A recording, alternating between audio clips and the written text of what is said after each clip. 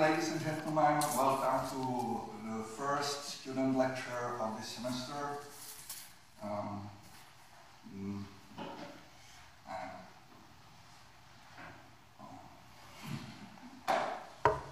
Okay, thank you.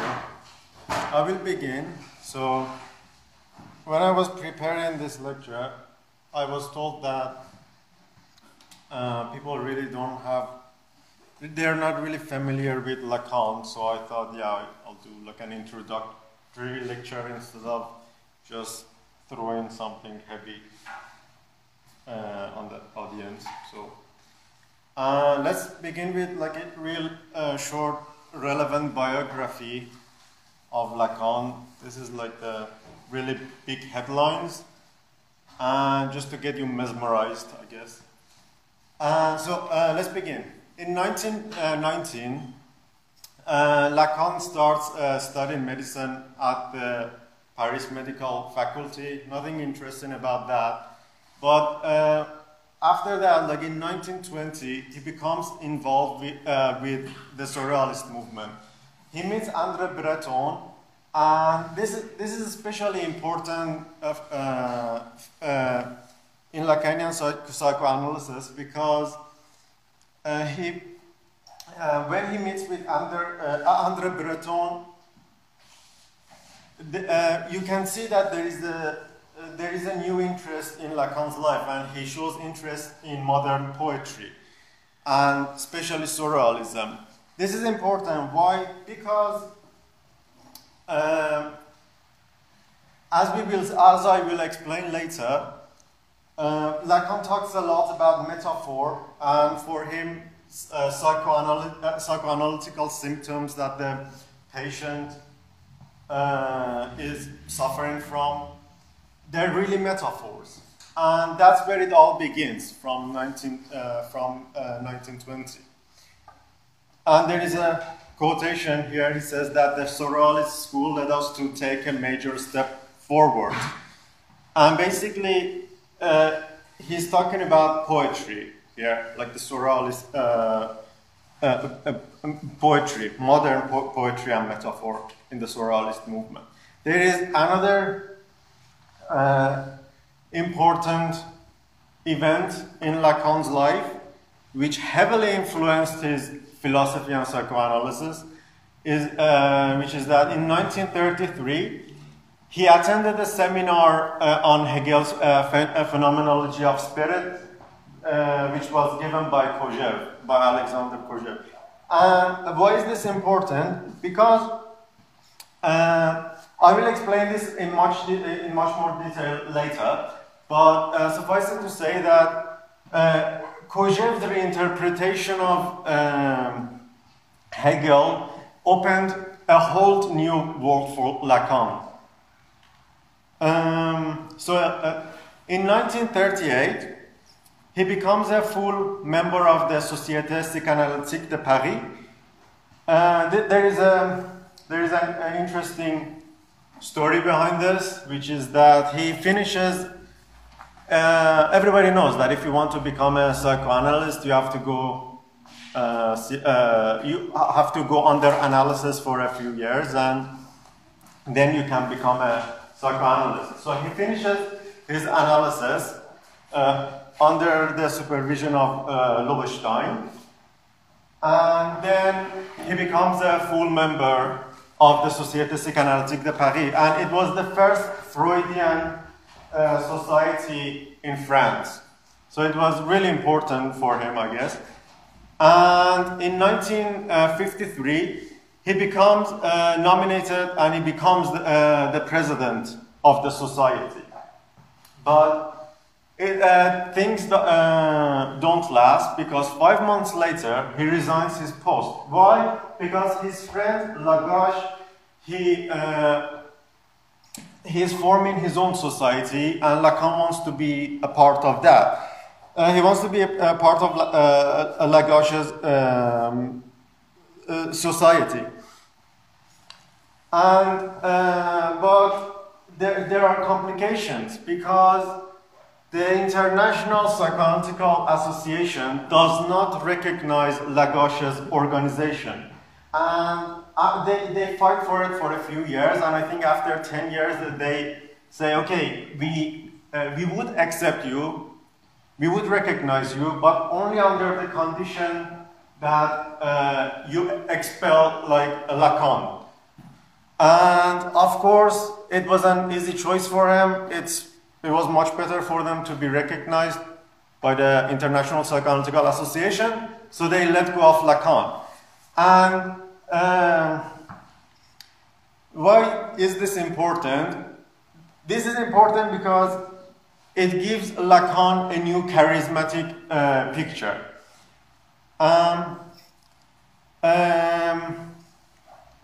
Lacan, let me go with the next part, which is in 1964, Lacan forms his own school of studies, which is called École Freudine de Paris.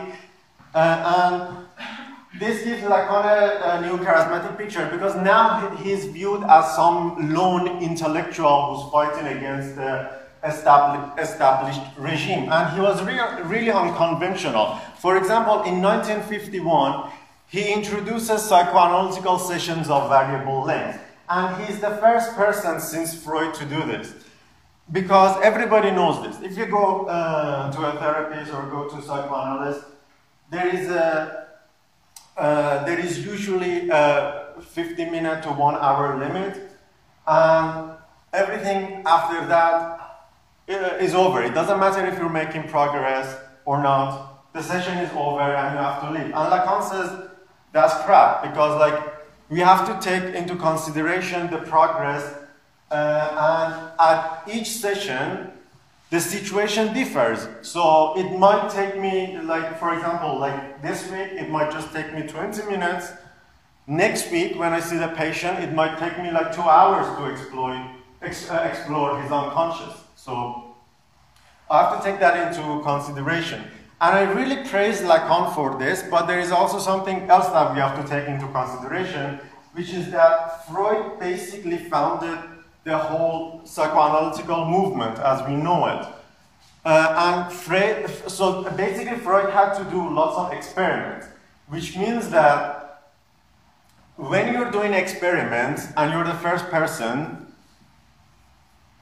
you cannot interrupt your experiments just because you don't, there is an arbitrary length of time that you've previously considered. Say, okay, after 1 hour I'll be done. No, you will wait until the end of your experiment, and you will go through with it, even if it takes like 10 hours. That's how science works.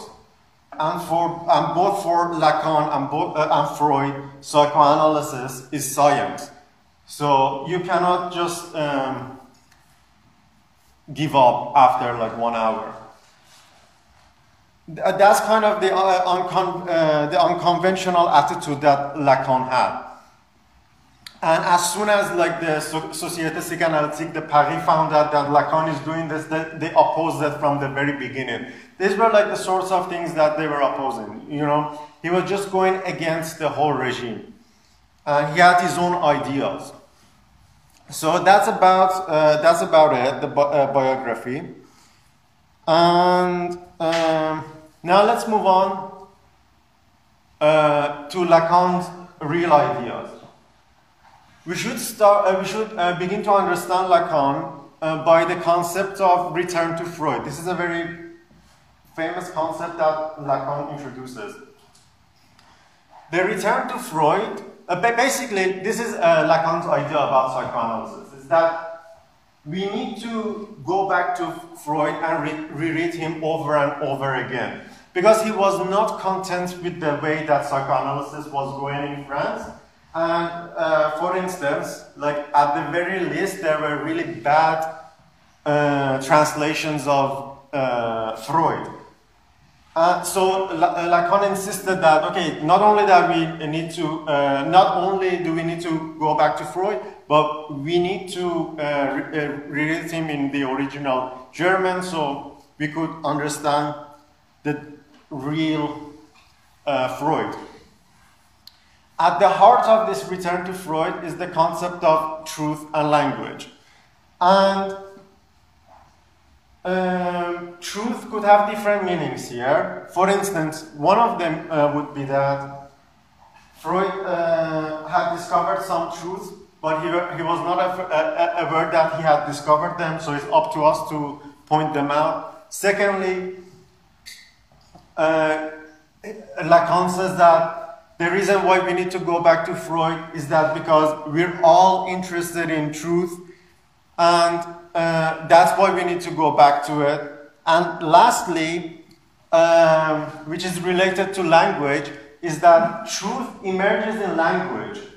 There is no truth outside of language. Basically, truth is a lingual construction. So a return to Freud is basically a lingual return. As much as Freud emphasizes the return to Freud, he does not tell us to reread Freud word for word. Lacan never does that. Lacan introduces his own ideas. A return to Freud is always it's always a reinterpretation of Freud. And lastly, there is another reason for this return, which is that there is a big difference between hard sciences and psychoanalysis, or the soft sciences in general. So if you're at school, if you, for example, in your high school, we've all studied physics. We all, I don't know, just like for example, a random formula like this. Like, I've seen this formula, but I absolutely have no idea where it comes from. I know how it functions, and I know what I can do with it, but I cannot tell you one sentence about its history and what it really means. I just know how it functions, and I can use it in everyday life to calculate stuff. Basically, what it means is that I can read Newton. I don't need, in high school, they teach us about Newton, they teach us about Einstein, but they do not give us like the original paper, like that Newton wrote, and they don't tell you to go read Newton in the original Latin. It doesn't make any sense because the formula is what matters. The same is with Einstein. You only need to explain him. You don't need to go back and read his original paper on general relativity and stuff like that. But that's not the case with psychoanalysis. You always need to go back to Freud. And not only psychoanalysis, also Marxism. It doesn't matter if you're like an orthodox Marxist, or if you're a Leninist, or if you're, I don't know, if you're a neo-Marxist, if you're Adorno, you always have to go back to Marx. You cannot escape this. So that's another reason behind the return to Freud. And yeah, he says that we can do no better than return to Freud's work. In its original context, this is an advice which is Lacan, which is Lacan given to a young psychoanalysts, who like young people who want to become psychoanalysts. And I really love this citation because it shows Lacan's megalomania. It says, Freud never really knew what he was doing. A return to Freud's text shows, on the contrary, the absolute coherence between his technique and his discovery. And this coherence allows us to situate his procedures at their proper level. Basically, what he means is that Freud discovered, as I said, Freud discovered some truths, but even Freud was too stupid to understand what he had discovered. So everybody had to wait until Lacan came along, and he's the true person who understands psychoanalysis. The whole point of the International Psychoanalytical Association was to save this monument, this gold, which is Freud's works, to save them word for word and pass them down to someone like Lacan. Even more interesting, even Freud's own daughter, Anna Freud, never understood Freud. She just basically memorized everything his father had done. And everybody was waiting until Lacan's time. So everybody was waiting for Lacan. This is the true meaning of this citation. Wait, I just need to go to this. I don't know. Yeah. Now we move on to the Borremian knot. One of the most original ideas that Lacan introduced is the Borremian knot. You cannot understand Lacanian psychoanalysis without understanding the Borremian knot. The whole concept behind this knot is that it's structured in a way that if you unknot one of the circles, the whole structure will fall apart. He talks about it, for example, in his 20th seminar, that this topology is very important for his to understand his psychoanalytical theories. Basically, that's the Lacanian world, not only the Lacanian world, but also the world as we know it. The reality that we perceive is based on this topological structure. And the interconnection between these two are very important. What is important.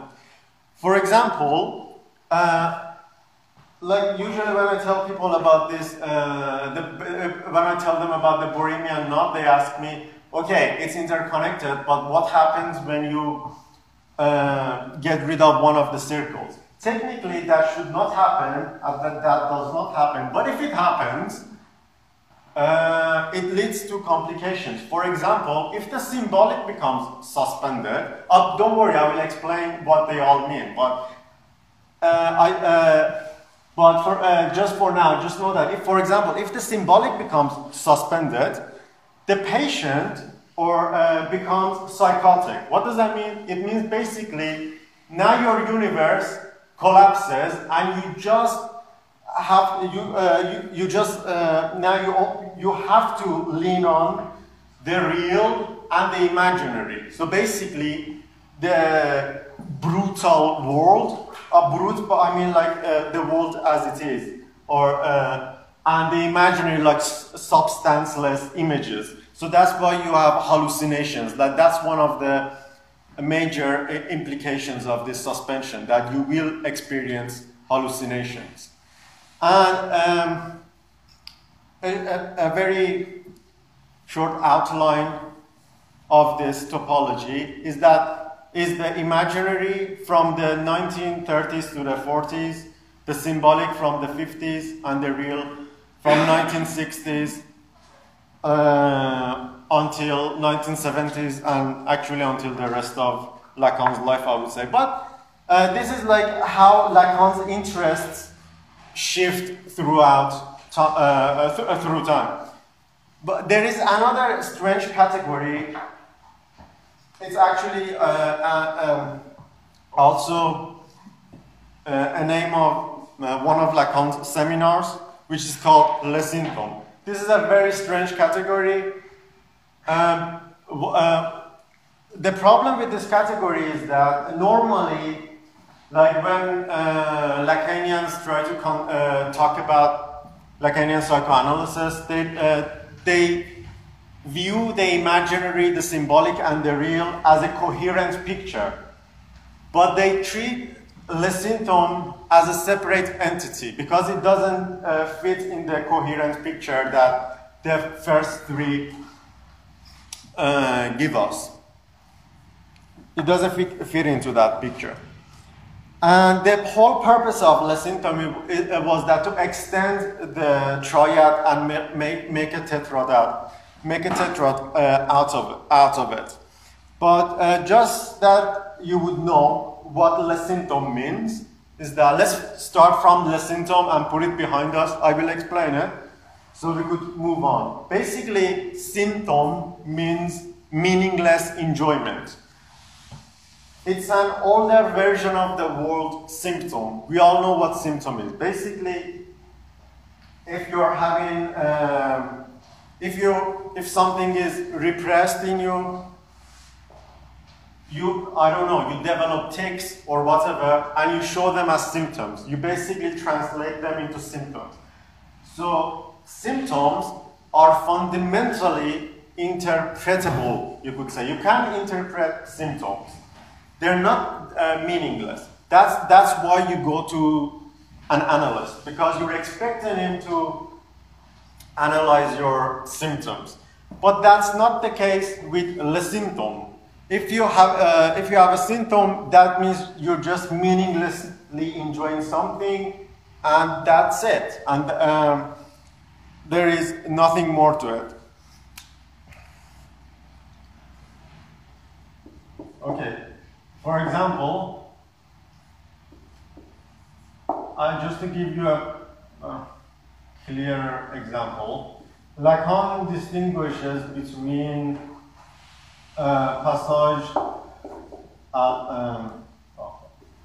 à l'acte and acting out. The first one could be viewed as a symptom. The second one, passage à l'acte, is a symptom. Acting out means, for Lacan, if you are acting out, you're showing some symptoms. That means, for example, at this moment I am giving this lecture, but for Lacan, you are not the audience of my lecture. The real audience of my lecture is somebody, which I will talk about in a bit, whom I will talk about in a bit. That person is the figure of the big other. There is always this figure who is the true subject of my discussions. And whatever I do, not anything that I do, like for example, I don't know, now that I'm walking, I wear the color black, I don't know, whatever I do is addressed to the big other, and only the big other can interpret my actions. But the point is that my actions can be interpreted. That's the point. But passage à l'acte, there is the hard thing to accept, the difficult thing to accept about it is that it cannot be interpreted. For example,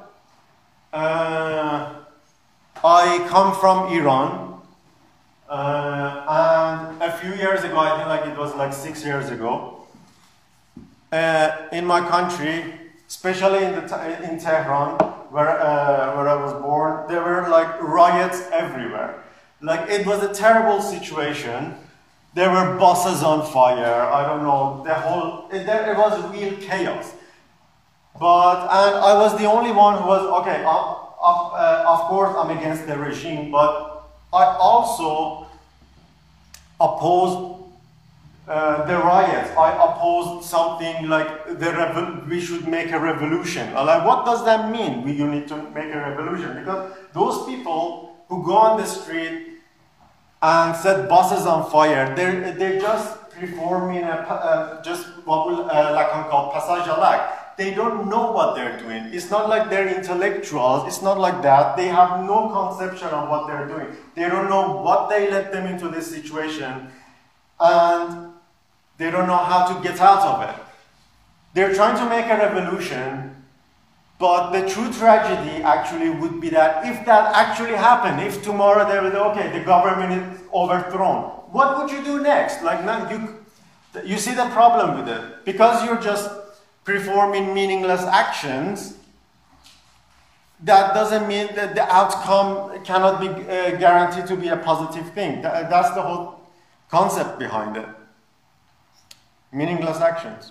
And that's as I said, that's the difficult, because people say, oh, it's a beautiful thing that we all gather together and do something like that. But no, it's not beautiful, and it's difficult to accept that it's meaningless. At least according to Lacan. So let's move on from le symptôme. The shift from the imaginary to the symbolic could be summarized as a shift from the small other to the big other. The small other, I will explain them, what they mean. The small other is basically concrete individuals that I can see. Like each one of you would be a small other, which is shown with a small a, italicized a. By the way, these figures here are called mathemes in Lacan psychoanalysis. So each ego is a small other. The big other, Lacan also calls it the invisible figure, is somebody which it doesn't have a concrete existence. It just like exists as an abstract phenomenon. As I said, it's a being towards whom my actions are directed. But that doesn't mean that he actually exists in reality.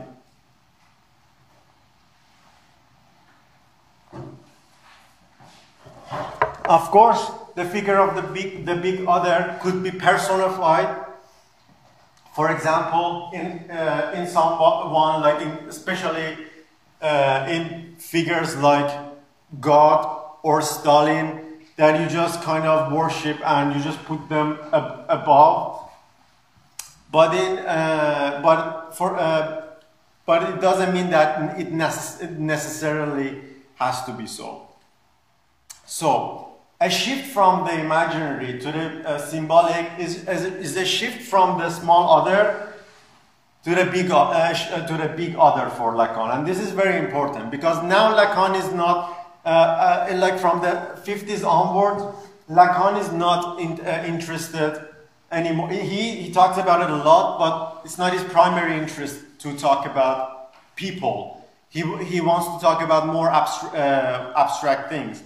And I need to emphasize that there is also this thing called reality, which is not to be confused with the real. Basically, let me see what's this. Okay.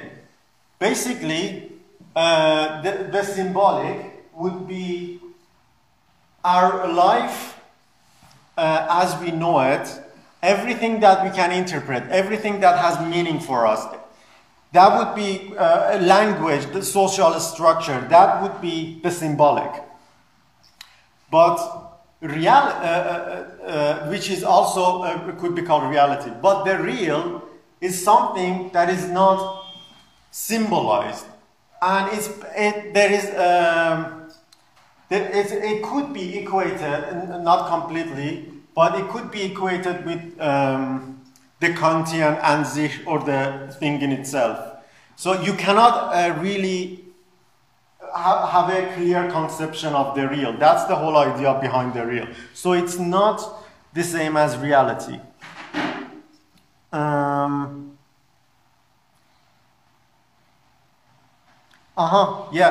Before I forget. Reality, as I said, is always constructed, but objective reality. This is why the distinction is important, because objective reality in psychoanalysis is no guarantee for the way that the patient is gonna report on his experiences, because even Freud figured this out. Why? At the beginning of his career, Freud started to ask the patient about his past, and there were incidents even that Freud interviewed the families of the patient to get different points of views and get to the truth and to find out what the real truth is and find a better reality. But then he gave this practice up because he understood that it was not practical. And this is what Lacan says, is that the truth or the reality that we describe it finds is meaningful only in speech. There is no way for us to get to the objective reality or the real. It is no guarantee for us to get to the bottom of everything. So now, let's talk about the imaginary a bit. If you're familiar with Lacan a bit, one of the ideas that you might have heard is the mirror stage. It's one of his most famous ideas, and that's what actually made him famous, like at the beginning of his career. Basically, the mirror stage it happens after you give the child a name and he understands that there is a difference between him and everybody else.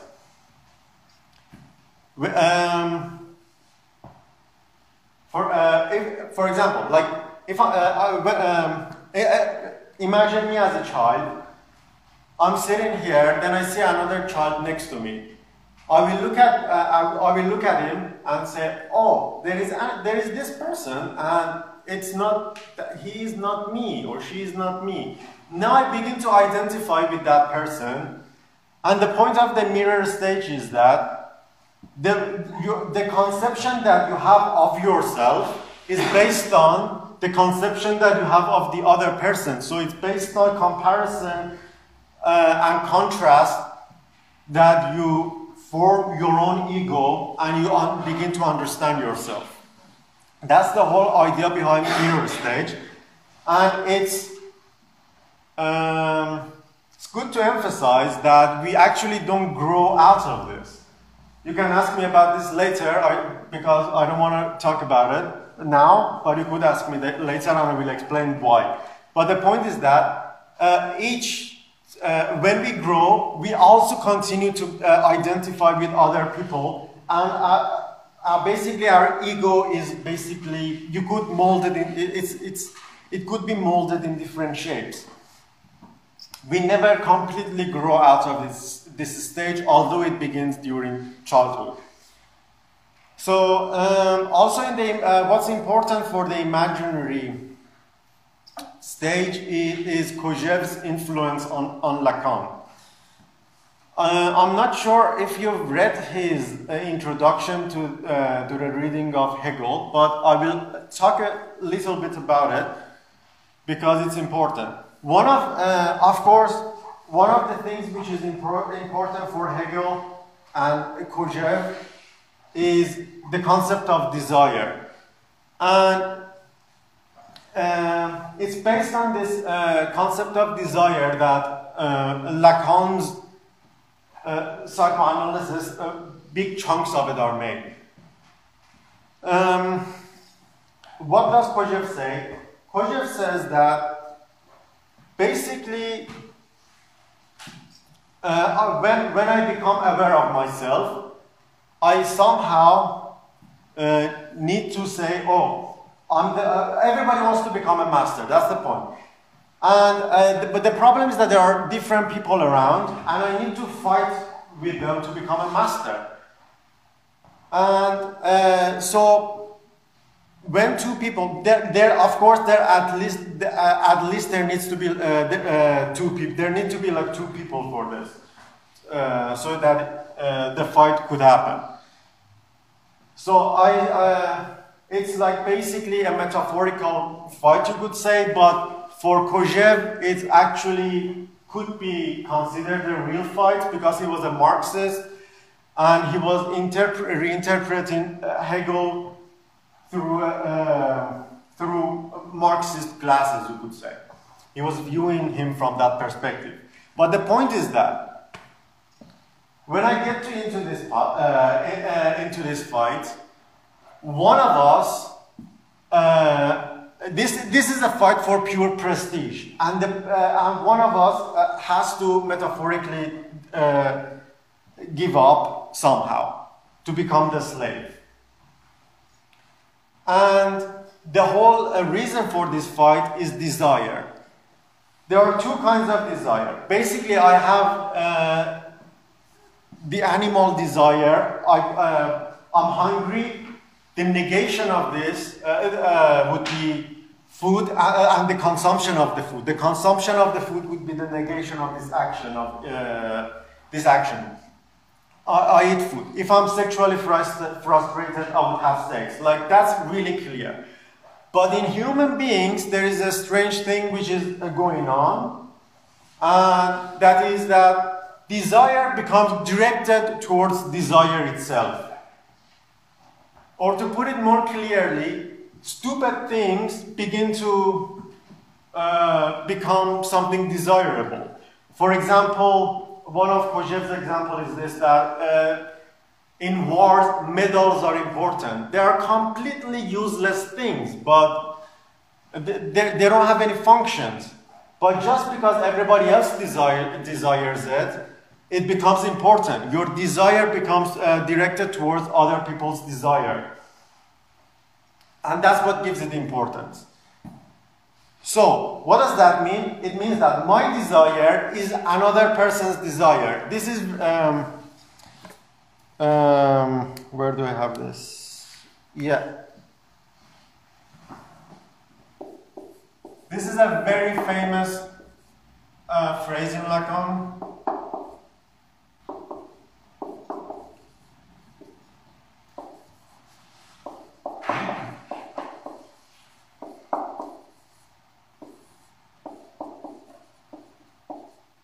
By the way, the big other is of course always written with a capital O. The desire is the desire of the other, and that's actually how it all starts. So at the end of the fight, one of us is the master, and I want to have the desire of the master. So if you are a master, your function is to insert and force your desires onto other people, and other people have to desire your desire. But the irony of this situation is that when I become the master, I'm recognized by someone whom I don't recognize.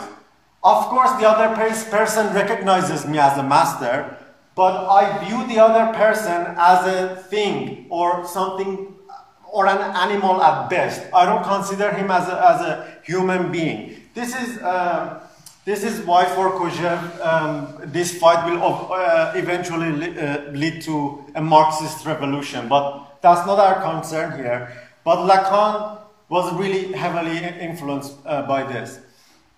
So basically there are these psychological considerations that Lacan is taking into account. And he's reinterpreting Freud based on these reinterpretations that Kojève is giving us. And there are similarities between the figure of the big other and the master. Because if you read Lacan, sometimes you get this feeling that Lacan is actually citing or quoting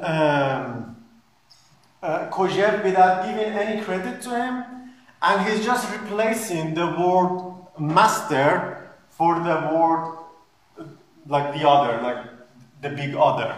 So he makes something abstract out of something even more abstract out of something which is already abstract by doing this. And there is a citation that I like: human history is the history of desires, which is at the heart of this whole phenomenon that I talked about. And Lacan's criticism of other psychoanalytical schools in his first seminar is under this influence. Like, he talks about the imaginary a lot, but it's already his first seminar is during the 50s. So he talks about it a lot. But also, on the other hand, he talks about it a lot to say that like people like Anna Freud didn't understand Freud because although this dimension exists, they're not taking the symbolic into account. They're not taking it into consideration. So that was the imaginary. I hope you have a more or less clear conception of it. Now let's move on to the symbolic. The symbolic and the real. The real is beyond the symbolic. I already told you what the symbolic is. the symbolic is basically whatever that the symbolic is whatever that has a signification for us in a nutshell. Language and social structure, law, everything like that. But somehow, let's say this is the symbolic.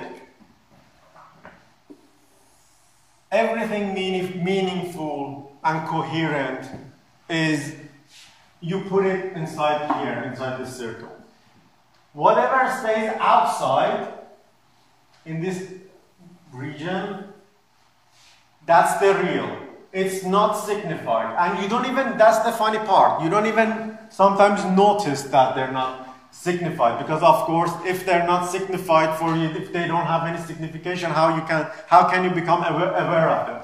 One of, for example, an amazing example would be this, is that imagine that you're 4 or 5 years old, your parents are in the bedroom, and you don't know what's going on there. Okay, the door is closed, and you open the door and you see them naked and they're doing this repetitive movements, and you're just like, what the hell is going on? And at that moment, this is a new concept to you. It doesn't have any meaning. You just view it as something, okay, they're doing something weird, but okay, fine, I guess they're hot and they've taken their clothes off. But the point is that after a few years, you will understand what sex is. And retroactively, you begin to symbolize the past.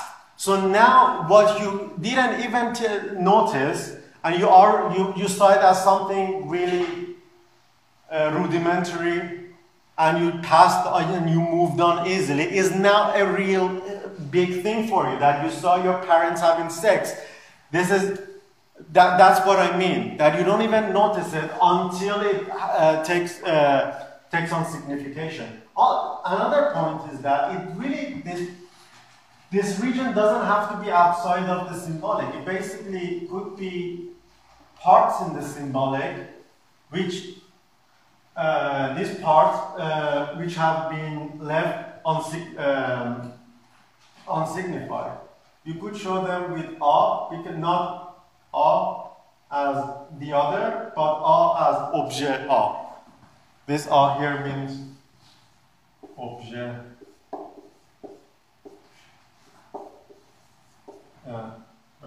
Objet petit A, but objet petit A or objet A, either way it just goes. Anyway. So yeah. That's beyond the symbolic, but the second, these regions which are already in the symbolic and they're not somehow symbolized, they're traumatic regions for you. That's what trauma is. Like, what the hell is trauma? You hear everybody nowadays, oh, I've had a traumatic experience, oh, I cannot go on anymore. What does that mean? A true trauma is basically something that has happened to you, but you cannot give it a coherent conception. Your life was going fine before that moment, before that event. You could give a coherent definition of your life. Everything made sense. Now suddenly something happens and shifts the balance. Now you cannot give a coherent report on your life. That's what trauma is. These regions here, there are traumatic events that you cannot get over. What fantasy does is that it protects you from these regions. So basically, fantasy is a mechanism that enables you to give a constructed definition for these traumatic events. And so it's like you get pseudo-coherence out of this incoherence somehow. Now everything almost makes sense again. Again, that's the function of fantasy. So the fantasy in everyday life, when we talk about it, say, okay, I'm fantasizing about doing this or doing that or going to, I don't know, to the university to study this, to study that. That's not what fantasy is. Fantasy is not what you're going to do or how you want your life to be turned out. Fantasy is telling you or teaches you, fantasy is programming you how to desire. It teaches you how to desire. That's the function of fantasy. Because now, under these definitions, now you have new desires. So the next thing that we need to know is that trauma and resistance to signification and symbolization. I already told you that these are the nasty regions that you cannot symbolize. And they cause trauma. But the point is that normally, if you're not a Lacanian, this is what would happen to you sometimes. That you go to the therapist or the analyst and he's telling you that, okay, what do you remember? Tell me about your childhood. And all these beautiful things. And if you say, oh, I cannot remember anymore. And you say, oh, something traumatic must have happened. I will hypnotize you or whatever bullshit. And now you will remember. But that's not how it works. For Lacan, you truly cannot remember, and there is no escape out of this because there is a region beyond that you cannot reach. Because if nothing is signified, if nothing has any signification for you, how can you even remember it?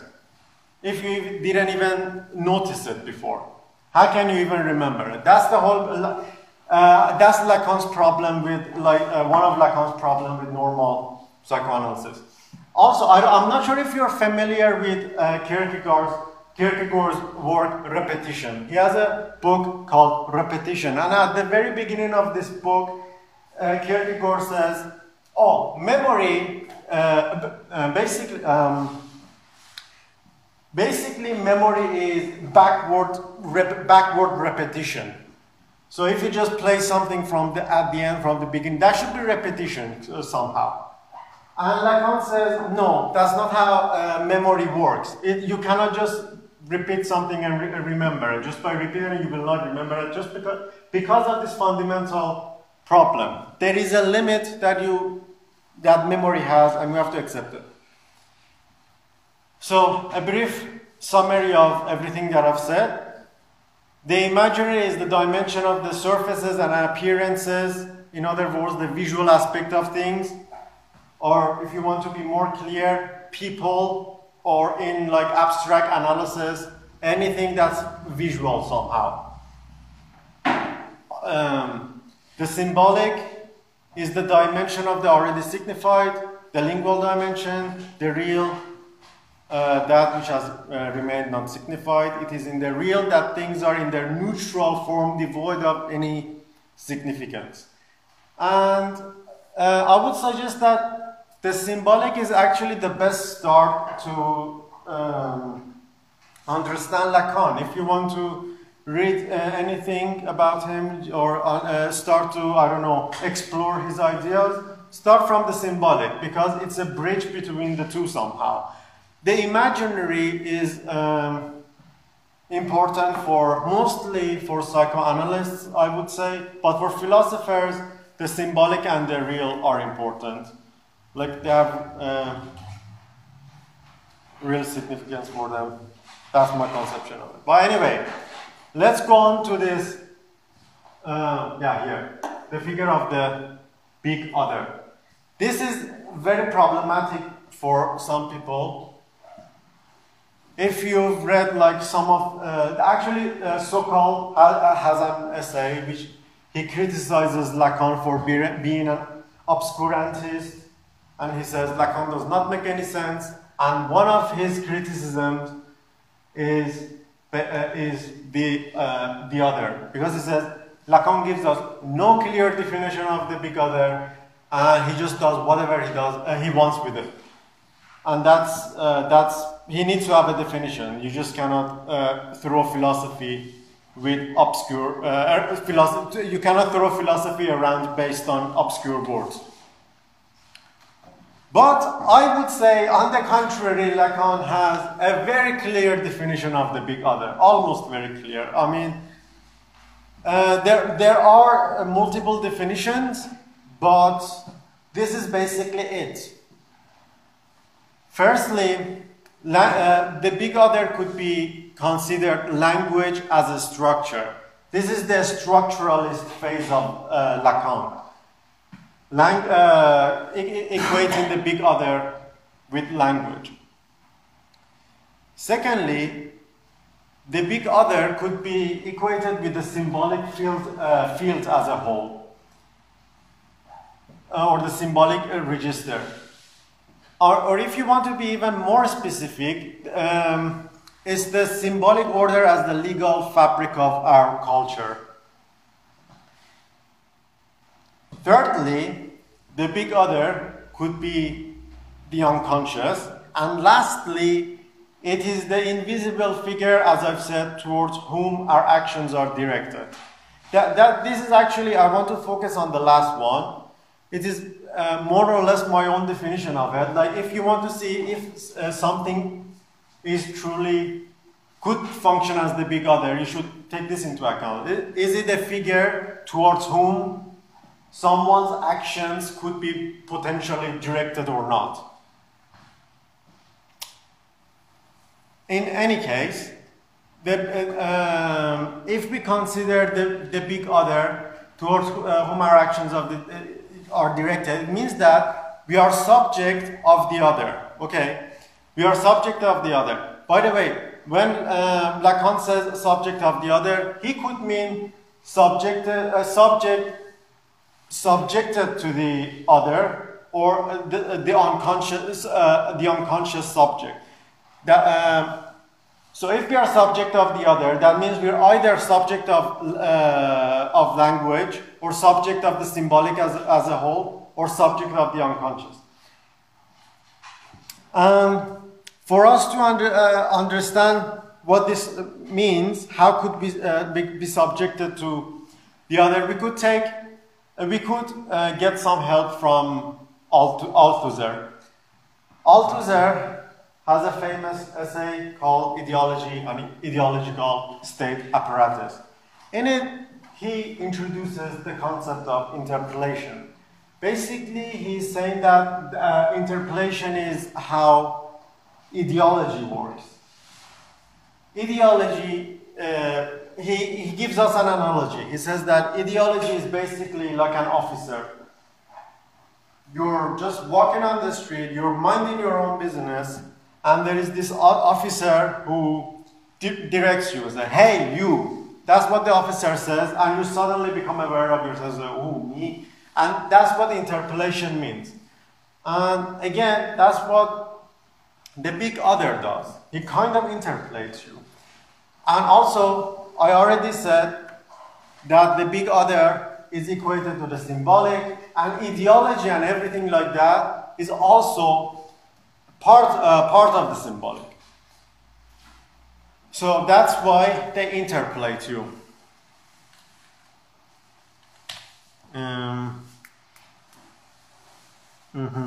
Yeah, I will not read that, but you can ask me about it later. I will explain it, but I will not fucking read it, but sorry. Anyway,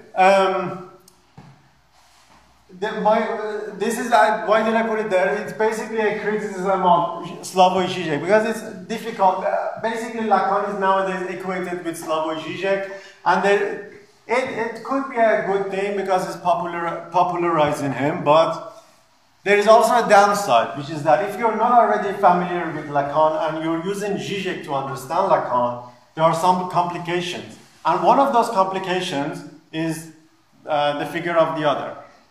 What Žižek does is that if you've read any book, almost any book by Žižek, in it you will find this phrase that there is no other.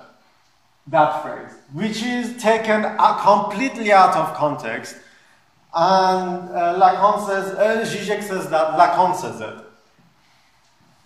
And he's citing Lacan, and the really funny thing is that if you put this phrase in quotation marks, and you Google it, in Google Books, everybody is saying that Lacan says it, but you will not find the original context. And out of context, it means that everything that I've explained is absolute nonsense because the big other doesn't exist. But that's not what Lacan says. Lacan says from the fact that there is no other, no big other here, I mean, of course, insofar as it is a question of desire. I'm not saying that the big other does not exist. So he's emphasizing that he's not saying that he does not exist. And then he says, for the obsessional, I'm saying that when it is a question of his desire, there is none. So he's saying that there is a specific, very specific situation that the big other, his existence is suspended. And you cannot make a formula out of this. What would be the implications of this? One of the things Lacan, Zizek is drawing on is that he talks about the big other as God. So basically you say the big other does not exist. We all know that the God does not exist. So yeah, there you have it. That's my proof that the big other does not exist. But what's problematic about it? Lacan does say something like this, that the other was a way of exercising the good old God. But in its original context, again, he's saying that many years ago, when he was talking about God, he kind of said that the figure of the big other is the locus of speech. And we already said that truth is a lingual phenomenon and it's constructed. So the concept of God could be something, we could consider it as a construction. So if that's how we know that it's nonsense. These are like the situations that this thing could work. But the problem is that if you say that there is no God, nothing terrible happens. God doesn't exist, my life could go on as before. Nothing happens. Everything remains exactly the same. But if I go on and say social structure doesn't exist, ideology doesn't exist, language doesn't exist, which we've already equated with the big other, people will think you're a lunatic. Like, how can you say language doesn't exist? So if it's a coherent theory. Either you have to take it as a whole, or you cannot just cherry pick. Either you have to take it as a whole, or you have to accept the consequences of what you are saying. By the way, Zizek does not do this only with Lacan. This is one of his hobbies, to take things out of context and say people say this. For example, I don't know if you've read Das Kapital or not, but there is a sentence in it that Sie wissen das nicht, aber Sie tun es. This is very funny also because just to show you what Zizek does, again, he's taking Marx out of context. Marx is talking about the way we equate value to human value, different human values as labors. And then he randomly says, okay, we are not aware of this, but we do it. But if you read Zizek, he says that no, Marx is talking about ideology, and when he's talking about ideology, he says this.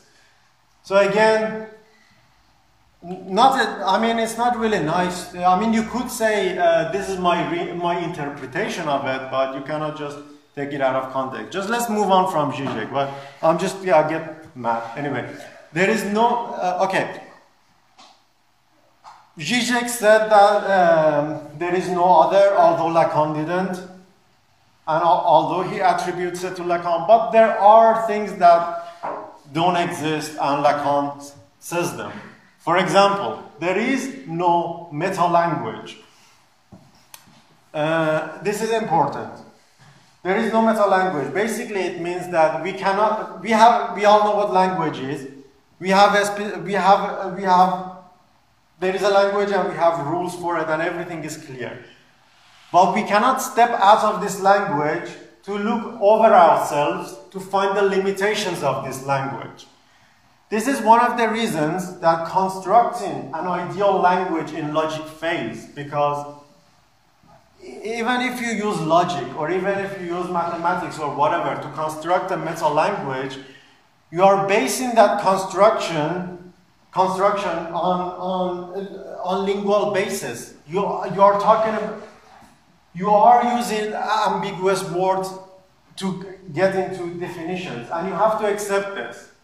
That whatever you do, you have to accept language with all of its ambiguities. There is another sentence, il n'y a pas d'autre de l'autre, which is like, these are all, by the way, they are all related.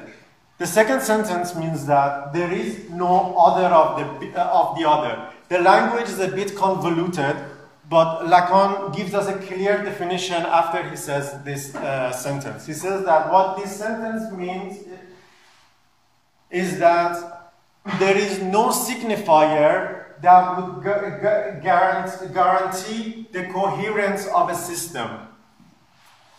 There is no signifier that would be the ultimate signifier, you could say, that gives it the whole system a coherency. And this is because the other as a whole, which could be equated with the symbolic, as we said, there are fundamental lacks in it. The symbolic fundamentally has some sort of lack. We define the symbolic as something perfect, and that's how we say that's how we understand our universe. But the kind of the sad story behind this is that it's not really complete. There are fundamental lacks in it. And this is, you could, let me just read up some of this. You could say that that's what Gödel means in his theorem, almost. Like, because, say that you have some axioms, like A, B, and C. These are the axioms, and these will lead you to some theories. But no matter how many theories you end up with, there will be always something that is, although it is true, you cannot prove that it's true. Although it might be true, you cannot prove it. Because there is an axiom here missing here. What you could do is that you could put this here and say, oh, this is a true sentence, and I will say it's there. But again, based on these, you will get to, eventually you will get to a theory which, although might be true, you cannot ever prove it. It's because of the fundamental lack in the other that you can never achieve this. This lack, say it's here, but we can point at it. We can say there is a lack. We don't know what, there is nothing in it. It's a lack, of course. But since we can somehow denote it and say there is a lack, there could be a signifier which stands for this lack, and this it is shown by this mathing in Lacan's theories. It means the signifier of the lack in the other. It's an A barred, which means that the lack in the other, and S stands for the signifier. So, yeah. Yeah. Something that might be interesting.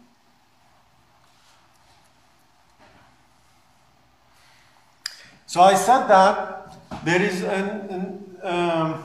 no signifier that might guarantee the coherence of a system. But for philosophers, it could be important. Why? Because that's how conspiracy theory works. Basically, what it means is that on this level here, let's say, I have the symbolic. The symbolic is here. And everything makes sense here. This is the symbolic. You can imagine it. Imagine me as a puppet, and this symbolic is just controlling me. Adorno, he has an essay. I don't know what is it called. How to look at TV or something like that. But anyway, Adorno says that. Sorry, he says that we are. Oh, really? Okay. We don't have time, but I will move on. Adorno says that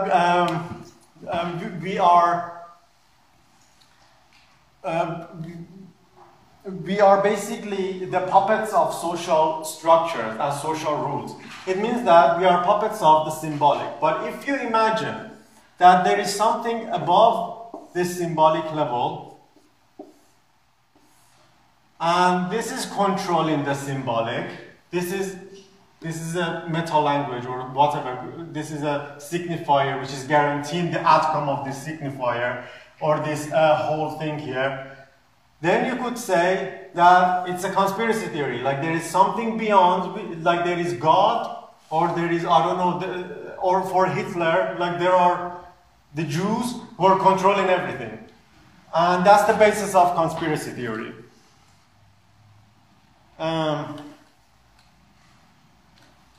So, I don't know what I should move on to, because we have only 10 minutes.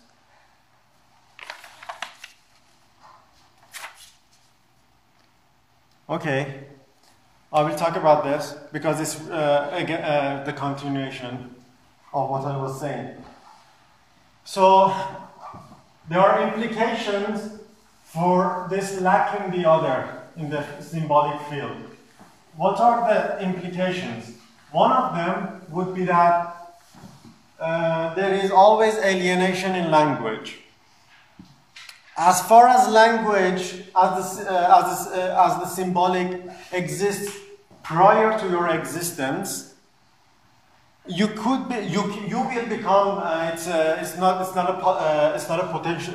about potentiality. It actually happens. You become alienated in it because you find yourself in a situation which is already given. And they tell you these are the social rules, and you have to apply yourself to them. So as far as that happens, your existence is subjected to language, and you become alienated in it because of the reasons that I will explain now. Is that first is citation. Language with its structure exists prior to each subject's entering into it, which is what I said. And the reasons behind this is that for Lacan, there is a distinction between demand, desire, and I forgot to write there, also need. Basically, you have biological needs. You want food. What does a baby do when it wants food? It cries. And the mother comes. So basically, by crying, the baby signals to the mother that he wants or she wants something. And the mother will understand this as the baby's demand. And the mother provides food to the baby. But there is something that could be misinterpreted in this situation, because when your mother comes, your mother is not a maniac. He will not just shove food in your throat and say, "Oh, have it." She does it with much care. She shows love, and she will give food to you with love. So you misinterpret demands and what you get. What you're really saying is that you want food, but when you understand that there is a connection between love and food, now their desire becomes formed for you. Now you have a desire. You say you want food, but what you truly desire is love. So there is miscommunication. So language fails because what Lacan calls the wall of language becomes formed. This is the wall of language. This is you here, all happy and smiling. and you say, hey, I want food, and sometimes you write it like this. You say you want food to the mother, which is also kind of the big other for you at this moment. But what you truly want is love. And there is miscommunication. And it fails. There is another reason for this. For this failure of language. Because there are two different types of I's when I talk about myself. There is the subject of statement, which is related to language. And there is also the I of the enunciation. I will finish up. There is the I of the enunciation, which is related to what Lacan calls full speech. When you talk, you say, I want this. But this I, this is just a grammatical manifestation of your ego. It does not do anything. This I doesn't correspond with the subject of the enunciation, which should happen in full speech, which is kind of an impossibility. So you say I, but this is not the true you. This is not the unconscious you who is speaking. So the personal pronoun I designates the person who identifies his or herself with a specific ideal image. Thus the ego is what is represented by the subject of the statement. This means that this is an empty speech. This is not full speech. This is an empty speech, and the tragedy of it is that our everyday speech is empty speech because we cannot understand this distinction. So I will stop here because it will take me another hour to go on. And let's go to the end. Yeah, there, that's enough.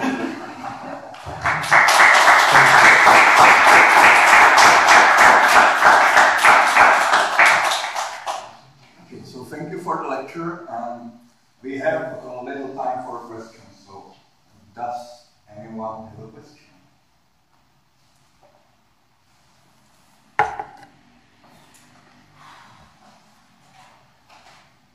Můžete i česky, yes.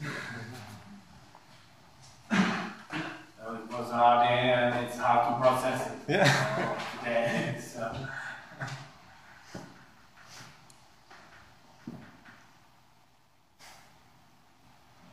Tak já se zeptám, mě by zajímalo taková asi drobnost, a nevím, jestli to úplně souvisí s tím celkem věci, ale v tom stádiu zrcadla, jestli ta projekce, jestli má nějaký začátek, jestli to začíná u mě, jak bych sebe projekoval na toho druhého, nebo naopak, kdybych toho druhého projekoval na sebe. No, could I, in English, I will explain. Yeah. Okay. So basically, if there is a beginning for this process, but am I understanding correctly if there is a beginning for this process? The beginning is that you understand that you have a name, and basically starts from you somehow, that you understand that you're a consciousness, again, is under Kojève's influence. A bit, because, maybe. Because like when you understand that you're a consciousness among other people who are conscious, kind of a Hegelian approach, then you will form fundamental, you could say like maybe desires, and an implication of it would be identification with other people, because without identification, desire cannot be formed. So if you want to have desire, you have to start identifying with other people. And you're this baby. This is how it works. Basically, Freud makes he doesn't distinguish between these two concepts clearly. Lacan does, but Freud doesn't. He says that there is an ideal ego and the ego ideal. These two are different. Basically, an ideal ego would be, how should I put this like simply? Let's say, let's go for ideal ego is this person who is there, and I'm interjecting his image into myself, right? this forms an ideal. This starts to form an ideal, an ego ideal for me. So an ego ideal, it projects it. I introject it. Now the second one, which is like ego ideal, works in the opposite direction. You project yourself onto other people. This is how love works, by the way. Which means that basically when you're in love, you said how it starts. You have the image of your father as the beginning of this process. So he is the fundamental clay that you will mold into your desires and fantasies. You have this image of your father as something ideal, and you say here is the father and here's the mother, and these are the people I desire, and my desire should be based after my father's desire, because my father wants my mother and I want the mother. So he did something right to get my mother, so maybe I should repeat that thing to get the woman of my dreams. So that's how it starts. But the problem is that I said we never grow out of this. So when we move on, we meet other people. Now we have the father here. He has already projected his image into me. And now everybody that I meet as a baby, I will start to compare that person with my father. But eventually I will see other people that are kind of admirable in different ways. So now they also contribute to this ideal image. So you could say that I start with, I don't know, the color, I don't know, blue, and I mix it with another color. The process would be, I don't know, you might end up with the color green, but this color green is basically yellow and blue. It's a combination of it. The blue will always be there, but it just gets pushed down ever more. So you cannot erase it. You will not ever be able to replace the idea that you have of your father, but you could just water it down, let's say. You could just combine it with other things to make it less thin, and that's why you will never grow out of it. Basically, yeah, love is basically a specific kind of introjection, that you accept some person, that you say, I allow you to form to contribute to the ideal image that I have of other people. That's it, yeah. Thank you. We may have time for one more short question.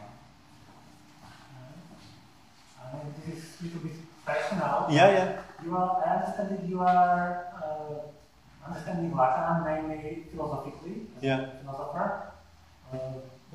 How do you think it is related to psychoanalysis as a process? I mean, maybe my personal question would be if you personally had a psychoanalysis with somebody, or whether you think in general that it is important to go through psychoanalysis if you want to fully understand maybe these ideas, or whether you think it is possible just by reading the books? Yeah, of course. Of course, like, I've been curious about psychoanalysis, and out of curiosity, I've been under analysis for a short period of time.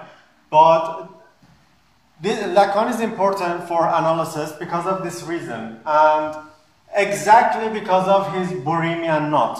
And this is one of the problems that I generally have with normal analysis, is that when you go to analysis, there is a dyadic relationship between you and the analyst. So basically, there is the analyst here, and there is the analysant here. This is the patient, and this is the analyst.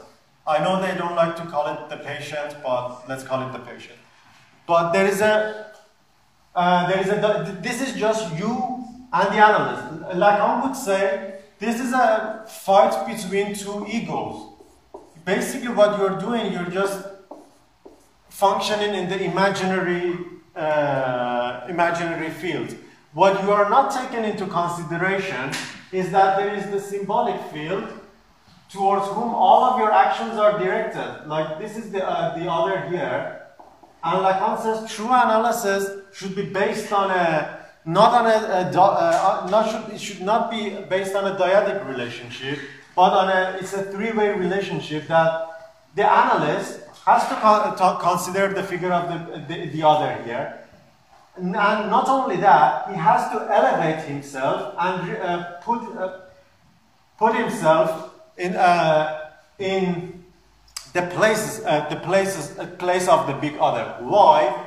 Because, for example, let's say that at least there are two problems here. Firstly, if it's just a dyadic relationship, basically an analyst is a narcissist who's saying my ego is the best and I'm normal, so your ego should be based after my ego.